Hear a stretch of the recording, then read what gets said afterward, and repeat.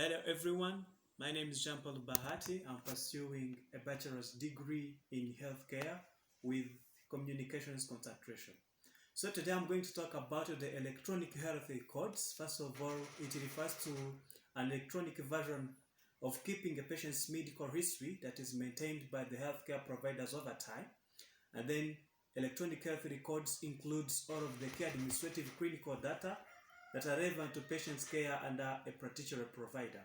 Electronic health records comprises the information like patient's demographics, progress notes, problems, medications, vital signs, past medical history, immunization, laboratory data, and radiology reports. So the two components of electronic health record that supports direct clinical care, we have medical history and the patient's demographics. First of all, in medical histories, it supports direct clinical care because it contains the information related to the patient's medical history, for instance, results of physical exams and tests. Then the patient's demographics, it supports direct clinical care because it contains the information related to the patient's formation and as well as the demographics. For instance, gender, date of birth, patient's preferred language, race, and ethnicity. The advantages of electronic medical history, it reduces the upfront costs because in the system of paper recording, you need to buy the papers, files, and setting up the records to keep the medical histories. But in the electronic health records, there is no need of buying those items. Electronic health records don't require much cost compared to the paper records. And then it's easier to use because due to use of electronic tools, it is to get the information which are stored in a file, examining the previous notes, medical charts, and even to record the new observations. The issues involved in the record of medical history electronically, first of all, we have security breaches because in the medical institutions always faced with the issue of potential threats that could cause harm in the medical information. For instance, in 2013, Rory Napa used her position at the Howard University hospital to gain access to patients' names, addresses, and the Medicare numbers to sell the information. And then we have also privacy and the confidentiality. The medical history should not be exposed to backlink to protect the privacy and the confidentiality of the patients. However, due to clinical interaction, some of the healthcare providers end up exposing the patient's information. The advantages of recording patients' demographics. First of all, it reduces the healthcare disparities between the different populations.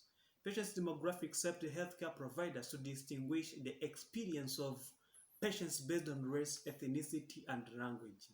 Patients' demographics help in the establishment of public health policy because due to the recording of race, ethnicity, and language used by a patient, it facilitates in the disease and treatment research. The issues of recording the patient's demographics, first of all, it's a lack of all needed elements.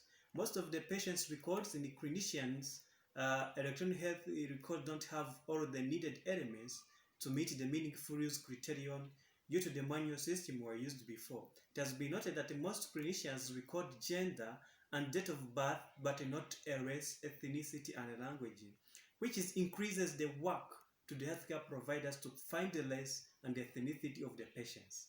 In some societies also, it looks outdated to ask someone his or her ethnicity. For instance, in Rwanda, all the people are in Rwanda, which is hard to record all elements of demographics. The two components of electronic health records that support administrative processes, first of all, we have the registration. In the registration component includes the patient's classification and evaluation. Also, it includes the name, demographics, next to kin, employee information, patient's disposition, and chief complaints. And also we have discharge. It contains information like a reason for hospitalization, significant findings, procedures, treatment provided by patients, discharge conditions, patient and family instructions, and attending physician's signature. So the advantages of registration in the administrative process, first of all, we have it improves the data quality because carrying out the registration electronically minimizes the critical errors which might occur when the healthcare providers are entering the data manually, and it is easier for the administrators to analyze them. It saves time because carrying out the registration electronically saves time because the healthcare providers give the electronic form to the patients and tell them how to fill, which help them to report their work on time. The issues of digital patients registration, first of all, we have poor user interface design leads to errors in data input and comprehension. For instance, the electronic health record devices and the fusion of devices may have different methods of presenting the patient's identification information, which led to errors in data. Again, we have lack of standardized way allowing the users to enter the data that makes the registration of patients become hard and ineffective data. So the advantages associated with discharge, the purpose of discharge is to ensure continuity of quality care between the hospital and the community and increases patient satisfaction due to the treatment received in the hospital. And then the purpose of discharge is to reduce hospital lengths of stay and unplanned readmission to the hospital. The issues associated with discharge, it is time interval issues. It has been noted that there is an issue of understanding of the presence, direction, and degree of emergency medical records, which causes time interval errors to the healthcare providers. And then it's a lack of accuracy in the medical record because the emergency department operations parameters have been shown inaccuracies in their operations. So the importance of the integration of administrative and clinical areas for effective use of an electronic health records, the integration of administrative and clinical areas allows clinical and data practices and practice data to be managed by administrators and clinical staff in a unified manner. And then the integration of administrative and clinical areas offers the ability to monitor and analyze performance across the entire organization according to the Green 2019.